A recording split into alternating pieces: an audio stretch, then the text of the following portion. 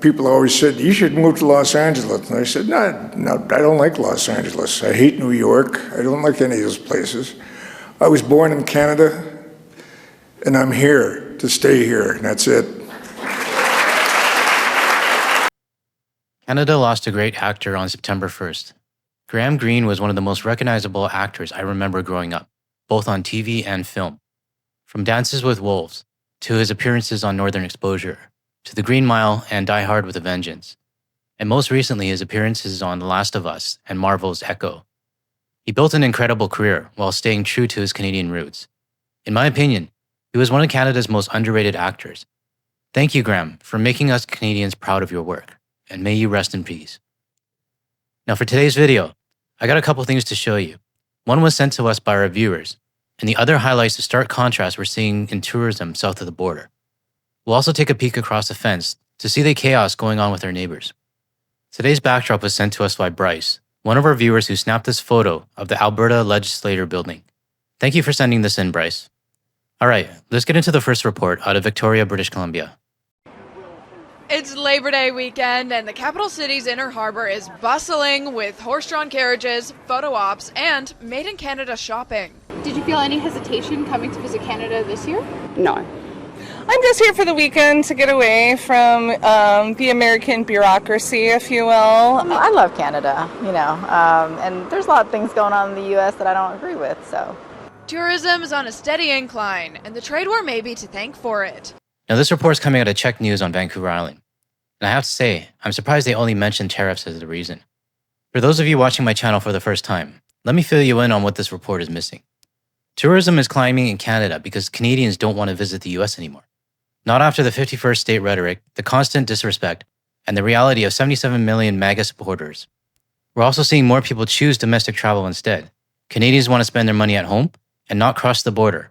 And a big part of that is the safety concerns from CBP and ICE. Did I miss anything? Drop your thoughts in the comments.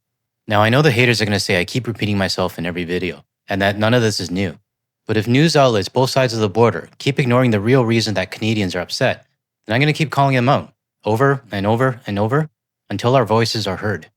Canadians have had their elbows up in support of local economies as well. Canadians have really banded together, and there's a huge movement to buy Canada and support Canadians. And of course, the maple leaf on my pennies has been huge this year. Every visitor counts in creating a vibrant destination and supporting small businesses in the Greater Victoria area. So we're pleased to see a strong year once again, because that does have a ripple effect throughout our community. According to Destination Greater Victoria, hotel occupancy rates increased by 4% just last month from the previous year, and it's up by an average of 6% so far this year.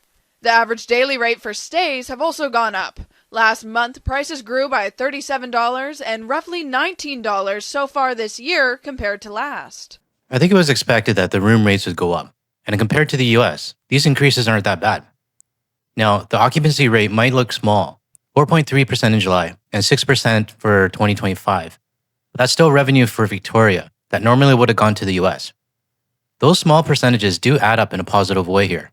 And unfortunately for the US, their percentages are adding up, but in the opposite direction. We rely heavily on tourism down at the harbor here, but it's been an amazing year this year.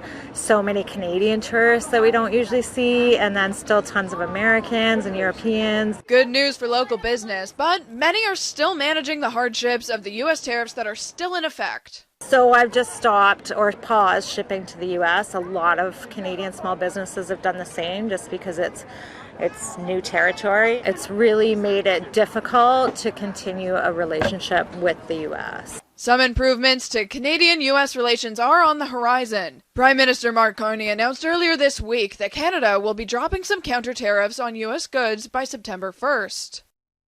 So here's another example of a Canadian business hit hard by Donald Trump's tariffs and import policies. Pretty much every business I've featured on this channel has been affected one way or another. And with a bit of digging, or as I like to call it, my excellent Google searching skills, I found her website. Her website is www.lostthings.ca. Looks like she's selling through Etsy, which we all know has been brutal for Canadians and international sellers trying to reach the US market. So if you want to support Christina, check out our website. I'll drop the link in the description, and if something catches your eye, you'll know that you're helping a Canadian business directly. Now, let's flip to the negative side of tourism. We've got yet another report coming out of Las Vegas, and as usual, I want to take a look at what this report says, and most importantly, what it's leaving out. Sasha, it may have seemed like there was traction on the Strip when it came to tourists, but the tourists I spoke to told me they were underwhelmed with their experience. So I asked them, what would it take for you to keep coming back? This particular trip, that it seems to be less crowded than normal. We usually come on Labor Day weekend. I said something to her about it, that it just doesn't seem that busy for being a holiday weekend. Because it's a long weekend, I feel like it should be I would assume it would be a little busier, yeah. Some of you reached out to me on Blue Sky and through email, letting me know about the Las Vegas YouTubers who do live streams on the Strip as well as Fremont. I watch them pretty often just to see how things are. And in the past, I even covered some of their videos. But here's what actually happened. I don't think they actually like me pointing out that Las Vegas is dying, because not long after, I ended up getting a warning from YouTube. Now I get it. They're from Las Vegas, and maybe their pride took a hit. But we can't deny what's really happening. The people being interviewed, the ones that you just heard, said exactly what we wanted to hear, which is the truth. Tourists from near and far all noticing the drop in tourism. I just think the economy's got to get a little better. I think that's part of the problem. Lori and Steve Callister from Wisconsin are Las Vegas regulars.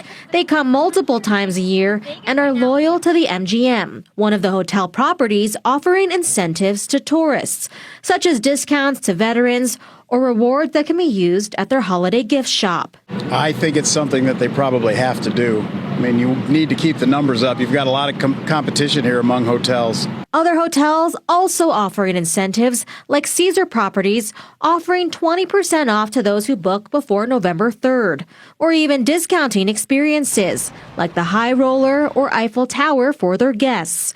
But the question is, are incentives enough to keep the tourists coming? Ooh, let me answer this one. On behalf of international tourists, Ms. News Reporter, no. It's that simple. Incentives might work on your domestic tourists, because let's face it, a big chunk of Americans will fall for the promotions, marketing gimmicks, freebies, and yes, even gift shop perks. Seriously though, what kind of gift shop perks? What are they going to give you? A tacky I Love Las Vegas keychain? That's not going to bring me to Las Vegas. Here's the bottom line. This goes way deeper than just economy or rising costs. International tourists are a huge part of the equation, whether Las Vegas news outlets or YouTubers want to admit it or not. And without us, the hotels and businesses are going to have to make up the balance somewhere else. I feel like not in Vegas in general, but I feel like if the hotels said, hey, we'll give you tickets for this show if you book at our hotel, I think that'd be a great incentive. For Christina Kazia, it's her first time in Vegas. Her friend, Debbie Senevaldi, comes often, but both feel the current incentives aren't good enough to justify a return. Even offer something, like even waters in the room is something that we could use. Now, interestingly enough, outside of hotel incentives, every single tourist I spoke to complained about high costs. The man I interviewed in that video telling me specifically he was annoyed with the expensive bottles of water. Reporting live near the Strip, Jessamine Walk, 8 News Now. Sasha, back to you. Jasmine, thank you so much. Now, as we've been reporting, that LVCVA report also showed general visitor numbers dropping about 12% last month. I think for once, my cat might actually be calm. Anyways, I don't think that 12% is going to improve. In fact, I think it's only going to get worse. And here's the part that makes no sense to me.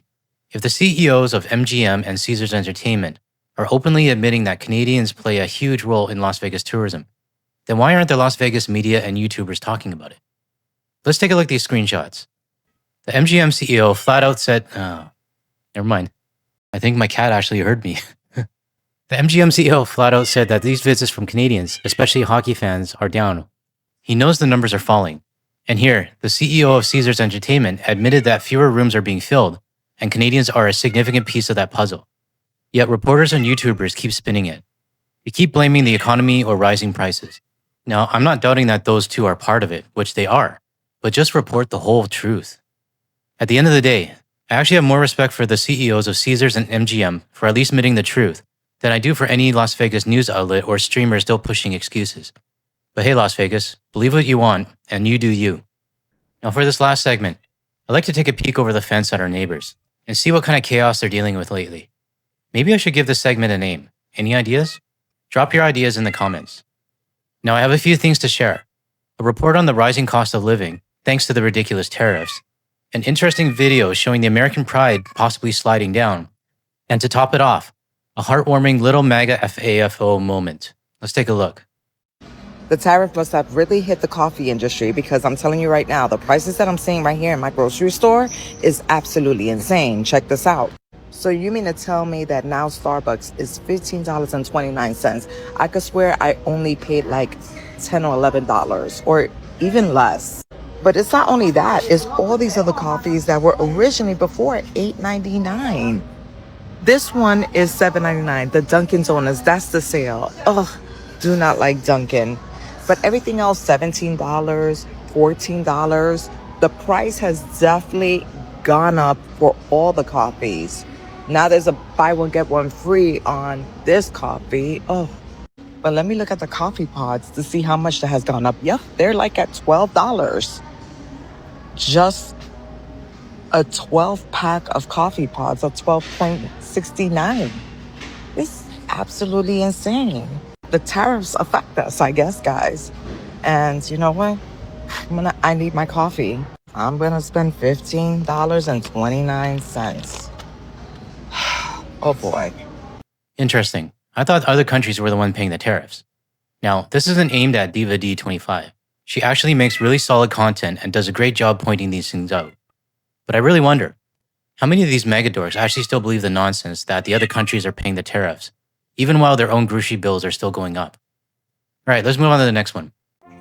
America is so fed up, and let me show you how I know. So these are big American flags that every single person on our street puts at the end of their driveway. It's 3 per house, and we had to literally sign a contract when we bought this house that we would participate in this. Okay, what? You're telling me that in order to buy this house, you actually have to sign a contract saying that you'll put up 3 big-ass United States flags in front of it? I've never heard of anything like this before. To my US viewers, is this really a thing? Is it common in the US? Let us know in the comments, because I'm sure a lot of us are interested. And you have to put them out the Thursday before the holiday. It is Saturday before Labor Day, and we do this for Memorial Day, 4th of July, Labor Day, and then some people do it for Veterans Day, but you're not committed to doing that. So it's the Saturday before Labor Day. There is not one house on this entire street. There is not one house on this entire street that has their flags up.